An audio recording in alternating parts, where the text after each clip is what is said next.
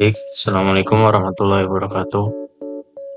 Perkenalkan nama saya Muhammad Ibnu Ustamya Gani, NIM 250307300010.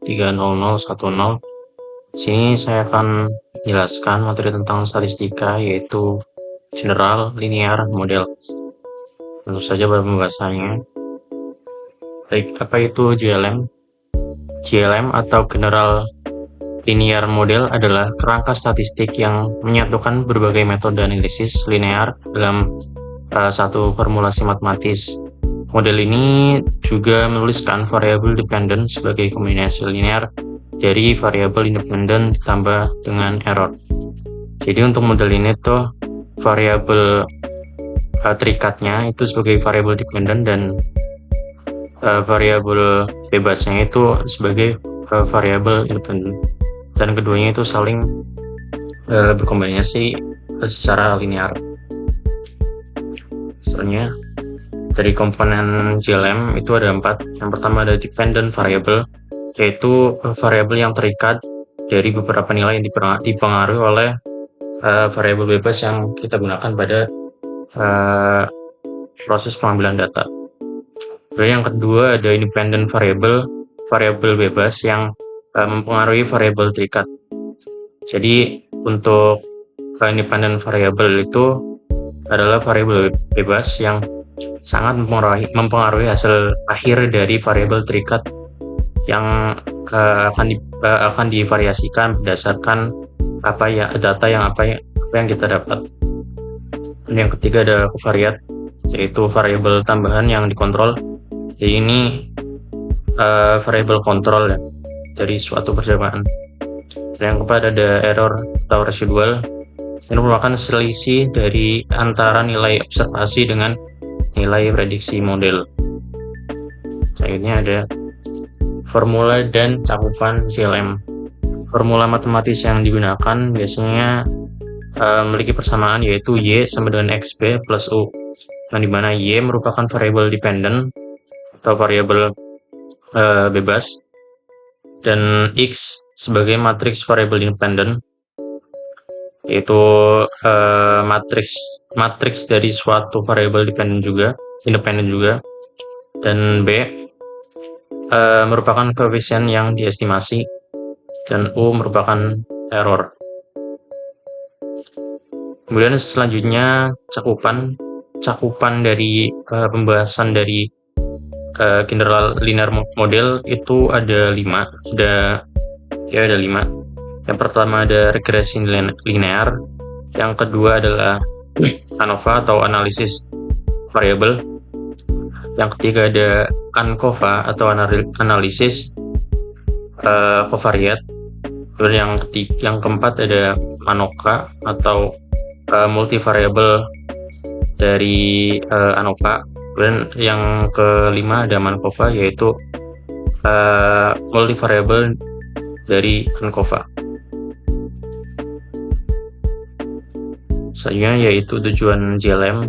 Yang pertama yaitu mengintegrasikan berbagai teknik analisis linear, baik itu regresi, ANOVA, ANCOVA, dan MANOVA dalam satu kerangka dari data yang kita dapat. Kemudian yang kedua, menguji pengaruh variabel bebas terhadap variabel terikat, baik secara individu maupun interaksi dari variabel bebas yang kita gunakan. Kemudian yang ketiga ada mengontrol covariat agar hasil analisis lebih akurat, yaitu kita harus milih variabel kontrol yang akurat, sehingga hasil analisis itu tidak berubah-ubah dan tidak melenceng dari nilai aslinya. Dan yang keempat yaitu membandingkan rata-rata antar kelompok sekaligus menilai faktor-faktor yang mempengaruhi. Selanjutnya yaitu konsep utama GLM. Yang pertama yaitu linearitas, yaitu biasanya variabel yang digunakan itu bersifat linear, baik variabel bebas dengan variabel terikatnya itu bersifat linear. Jadi ketika variabel terikat itu memiliki nilai yang tinggi, maka variabel bebasnya juga akan memiliki variabel yang tinggi. Begitu juga dengan sebaliknya. Dan yaitu yang kedua ada normalitas atau biasanya itu merupakan error yang berdistribusi normal. Errornya itu biasanya memiliki p-value atau signifikansi yang lebih dari nilai batas, yaitu sekitar 0,05. Itu termasuk error yang berdistribusi normal. Yang ketiga yaitu independensi, error yang tidak berkorelasi. Yang keempat adalah homogenitas varian, yaitu varian antar kelompok yang hasil dari analisisnya itu signifikansinya sama, signifikansinya itu lebih dari 0,05. Jadi itu homogenitas varian. Selanjutnya itu konsep interaksi GLM. Untuk konsep interaksi ini, konsep dari general linear model itu interaksi terjadi ketika pengaruh satu variabel bebas itu bergantung pada level variabel bebas lain. Jadi variabel bebas itu bisa saja mempengaruhi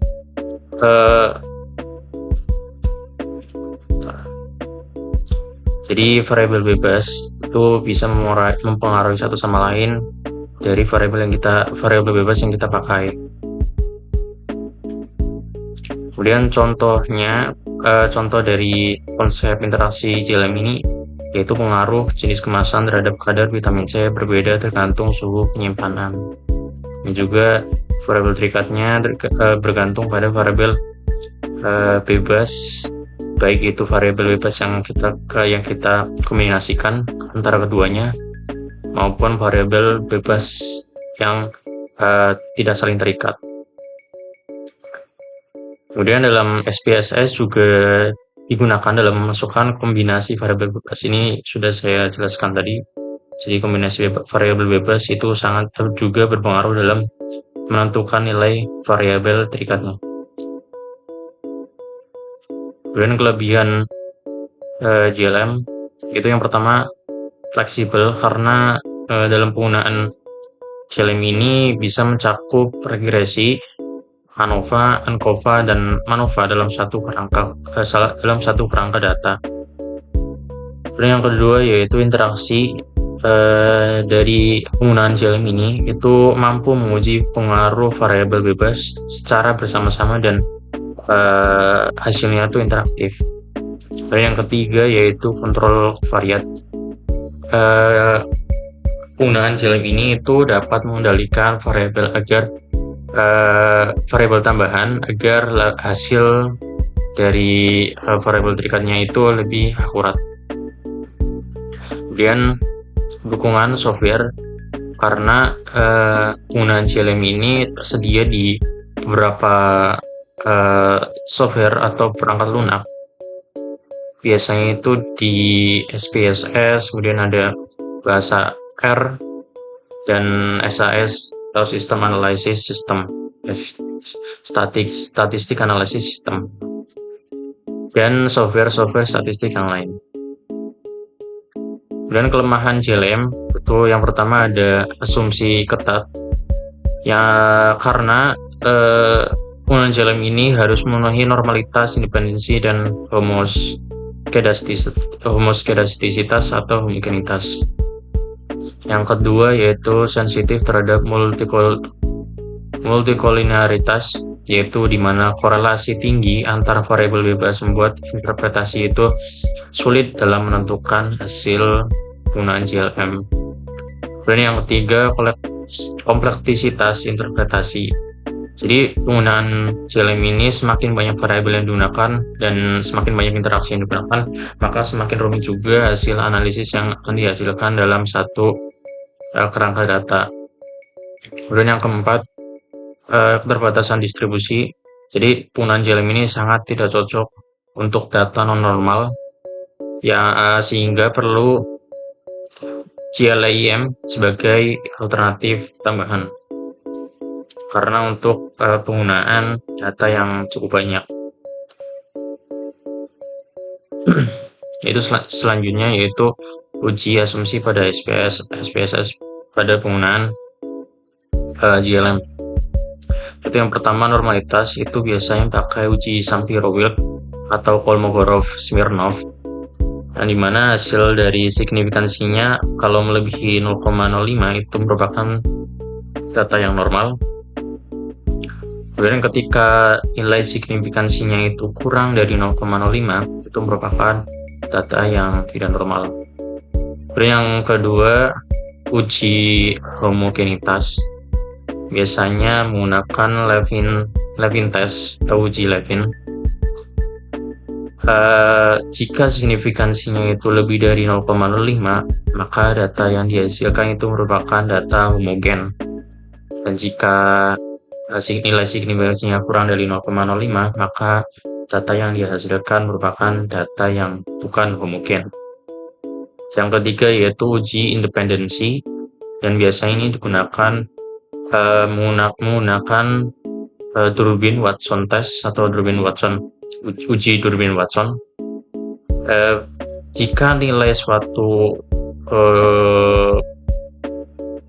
data Durbin Watson itu mendekati nilai 2, mendekati angka 2, maka data tersebut merupakan independensi residual.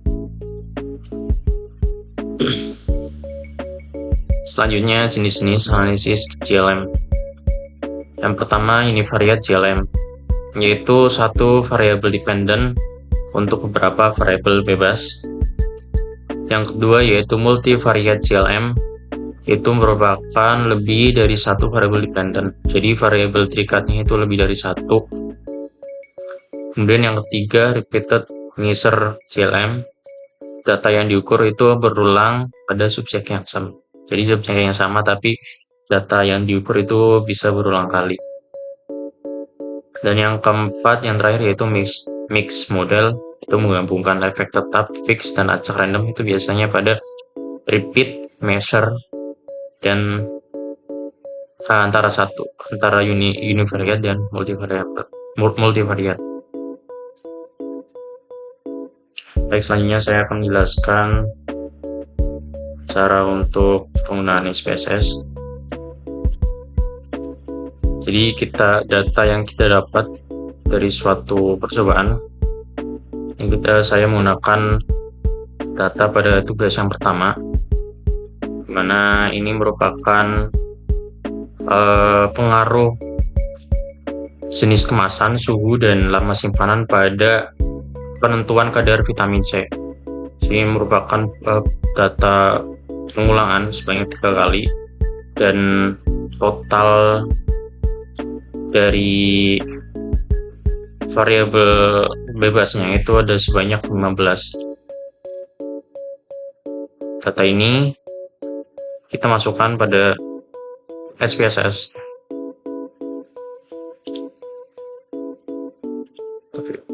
Nah, sini kita buat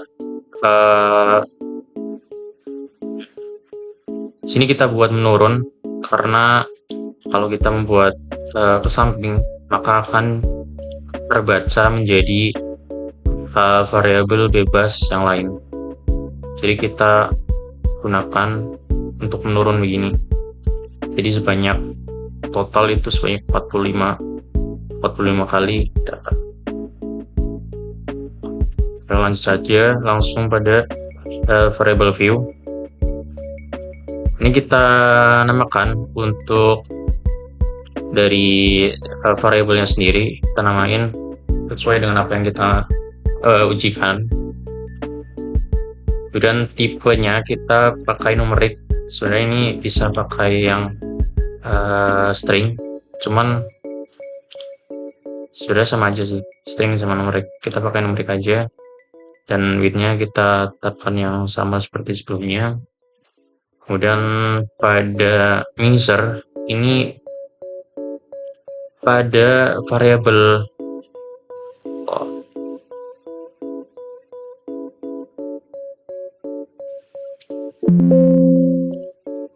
Pada variabel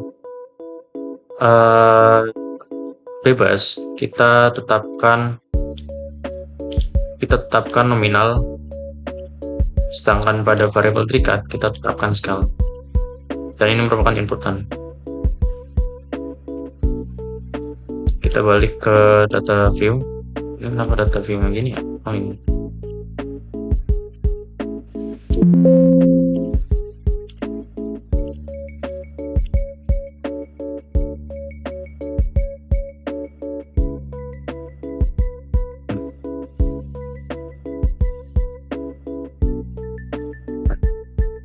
Kemudian lanjut pada analysis. Kita masuk pada GLM dan kita pilih pada univariate karena variabel terikat kita merupakan satu variabel terikat, menggunakan satu variabel terikat. Jadi kita menggunakan univariate. Kemudian dari ketiga ini, bahan, suhu, lama simpanan itu kan merupakan variabel bebas. Kita masukkan pada dependent variable. Masukkan.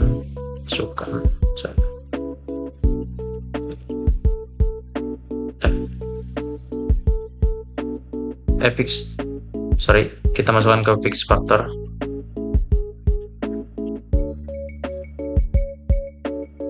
Jadi untuk variabel bebas itu kita masukkan ke fix factor, sedangkan variabel berikutnya itu kita masukkan ke dependent variable. Kemudian pada model kita menggunakan full factorial karena kita tidak mengcustom dari salah satu faktorialnya, berapa faktorialnya, jadi kita langsung full factorial. Kemudian pada option itu kita karena kita menguji dari keseluruhan dari variabel bebasnya, maka kita masukkan ke semua variabelnya. Jadi kita masukkan.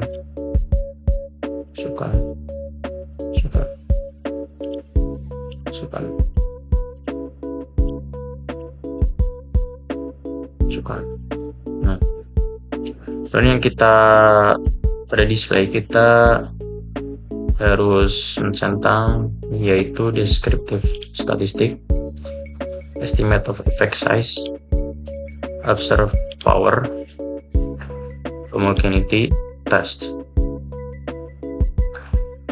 dan residual plot.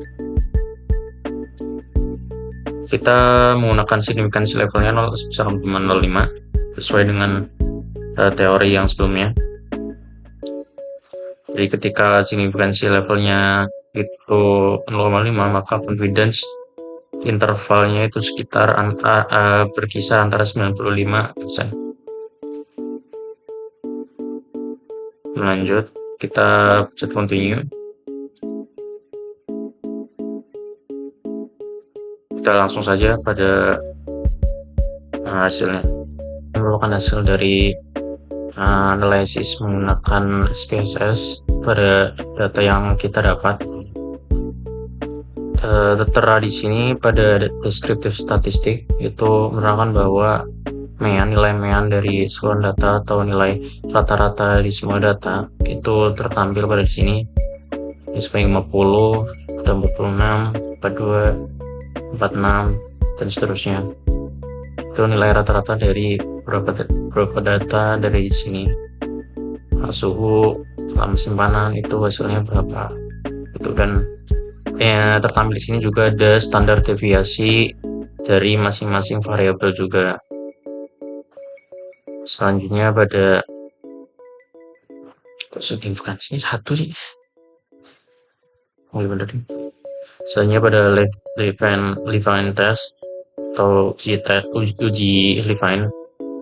Di sini tertera bahwa signifikansinya itu sebesar 1, yang dimana jikalau nilai signifikansinya itu lebih dari 0,05, maka data tersebut merupakan data homogen. Kemudian di sini test of between subject effect itu menguji dari antara beberapa dari variabel bebas kita, variabel bebas yang kita gunakan. Itu ada beberapa kombinasi juga di sini, bahan dengan suhu, ada bahan dengan lama simpanan dan suhu lama simpan maupun ketiga-tiganya. Jadi di sini signifikansinya itu kurang dari 0,05, bahwa menandakan di sini signifikansinya itu tidak terlalu berpengaruh terhadap nilai variabel terikatnya. Dan di sini melebihi, ini melebihi 0,05, ada yang melebihi, ada yang tidak. Jadi ini tergantung dengan hasil dari signifikansinya.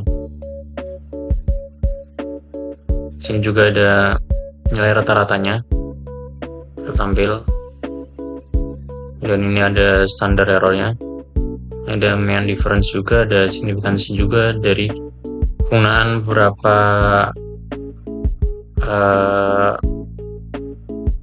sistemnya.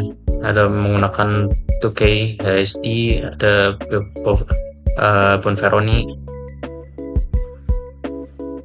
Sini juga ada uji homogenitas subtest, merupakan dari penggunaan 2K HSD. Ada subtest 1, 2, aluminium kaca, dan sebagainya. Nilai signifikansinya ini melebihi 0,05, jadi ini merupakan data homogen.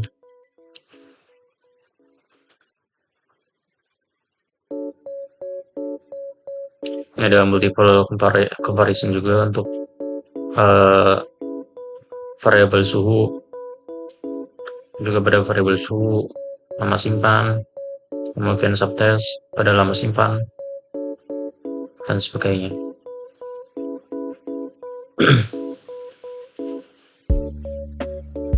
Baik, sekian dari penjelasan saya mengenai materi statistika general linear model. Sekian, assalamualaikum warahmatullahi wabarakatuh.